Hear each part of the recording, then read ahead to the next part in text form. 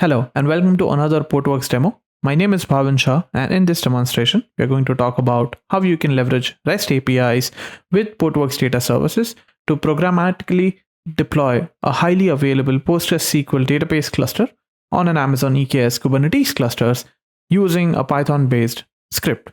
So, a PDS or Portworx data services offers a UI or a REST API-based database platform as a service offering that allows users, developers, or administrators, or DevOps users to deploy any database or data service on any Kubernetes cluster. To get started with REST APIs, the first thing that you will need to do is log into your PDS console using prod.pds.portworx.com, and you need to navigate to the bottom left section where you have the profile menu. Under profile, you can take a look at all the different API keys that you have generated already. Each user can have up to 10 different API keys. So let's create a new API key since I only have one, and we'll give it a name, 7-day key. PDS allows you to select an expiration period from 1 day, 7 day, 30 days, and 90 days to enforce key rotation to make sure that access to PDS is secure. So let's create a 7-day API key and use it to programmatically access the PDS API server and deploy a PostgreSQL instance. So once you have the key, you can either navigate to the Swagger interface, which can be found at prod.pds.portworx.com/swagger/index.html, and you can use your API key to authorize yourself against the PDS API server, and then you can use any of the APIs that we have to try these out and test it out, and maybe even generate some curl commands to get you started.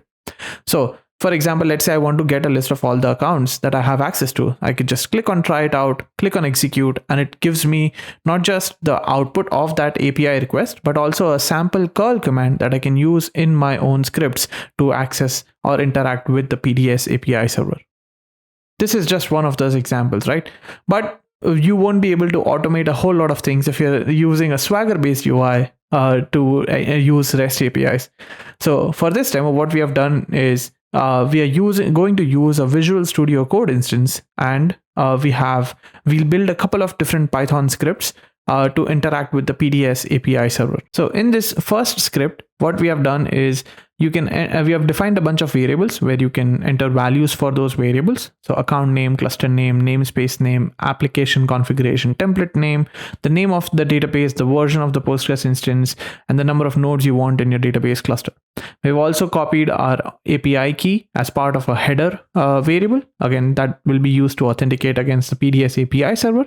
And once you have defined all of this, we execute a bunch of requests or GET requests to get IDs for the PDS account, for the tenant UUID, project ID, the deployment target, application configuration template, a resource setting template that I want to use. And once I have all of that GET information, I can generate a simple post request with all of those variables in the body and then run it against our PDS API server. So our cluster name is going to be EKS-cluster, and that EKS cluster has already been added and connected to the PDS control plane.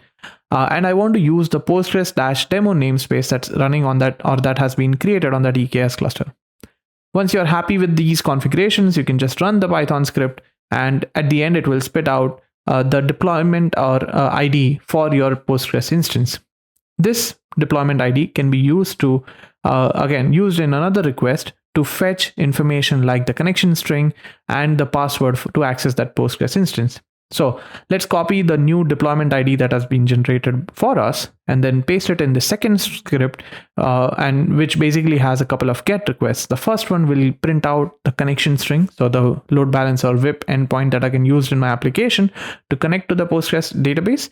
And then second is taking that deployment ID and getting the password that I can use to interact with my Postgres instance as well. So once I have both of these things, I can basically start using this Postgres database in any application that I want to. So let's now that we have all the variables updated, let's go ahead and run this script. So basically it executes a couple of GET commands and it gives me the connection endpoint and the password that I can use in my application. To use these in an application, we have a simple Nginx-based front-end app that has a PostgreSQL backend database. If you have looked at any previous Portworx demos, you know it's the simple Kubernetes logo-based application which generates an X and Y coordinate and stores it in the Postgres database. In this YAML file, we'll update a couple of variables. So we'll update the name of the Postgres host with the VIP that we got from the second script. So we'll update the value for the Postgres host, copy the endpoint or the connection string from our CLI session or our VS Code session, and then do the same thing for the Postgres underscore password variable as well. So let's enter the value for our password, value colon, and then we'll go back, copy the randomly generated password for our Postgres instance and paste it here.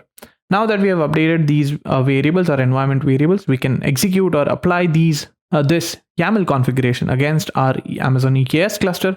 Again, for this demo purposes, I'm using the same EKS cluster, but you can use any other application which needs a Postgres database as well.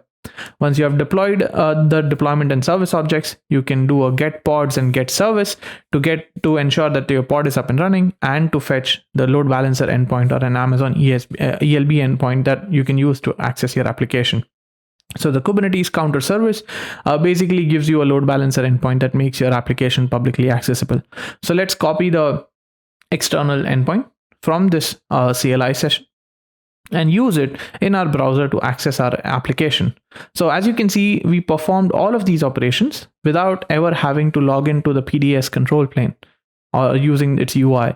So once your application is accessible, you can start using it, generate some data. This data is stored in the PostgreSQL database that was just created for you. This is how easy it is to use REST APIs in Portworx data services to deploy a highly available PostgreSQL cluster on Amazon EKS. That's it for this demo. Thank you for watching.